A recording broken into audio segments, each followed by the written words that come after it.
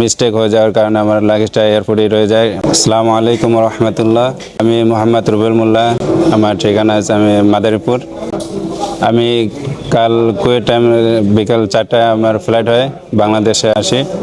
বাংলাদেশে আমার 11:30টার সময় আমার বিমান ল্যান্ড করে। এরপরে আমার সমস্ত মাল সামানা গোছায় নিয়ে আমি 12টার দিকে বের হই। ওখানে আমার আধা ঘন্টা লেট হয় এয়ারপোর্টের বাইরে।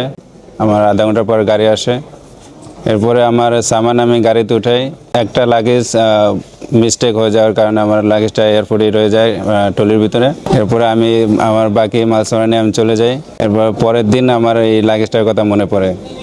পরে আমি এয়ারপোর্টে আসি। এয়ারপোর্টে এসে আমি বিভিন্ন জায়গায় যাই, কমপ্লেন করি। এরপরে সব জায়গায় দেখার পরে কোনো জায়গায় পাওয়া যায় নাই। এরপরে তারা আমাকে এপিবিএন পুলিশে এখানে পাঠায় তারা। আমি এখানে এসে কমপ্লেন দেওয়ার পর আমাকে ভিডিও ফুটেজ দেখায়। ভিডিও ফুটেজে আমার লাগেজের সন্ধান মিলে। এখন লাগেজ আমার সাথেই আছে, অক্ষত অবস্থায়, কোনো সমস্যা হয় না আলহামদুলিল্লাহ। আমার পক্ষ থেকে এপিবিএন পুলিশের সদস্যদের সবাইকে আন্তরিকভাবে ধন্যবাদ জানাই আমার পক্ষ থেকে। আর সবার উদ্দেশ্যে যদি কেউ এরকম সমস্যা পড়ে তাহলে কি করতে হবে বলে দাও। পরবর্তীতে যদি কেউ আমার মতো সমস্যায় পড়েন অবশ্যই এখানে আসবেন, এপিবিএন পুলিশের কাছে আসবেন। ইনশাআল্লাহ সব আপনারা উপকৃত হবেন ইনশাআল্লাহ আমার মতন।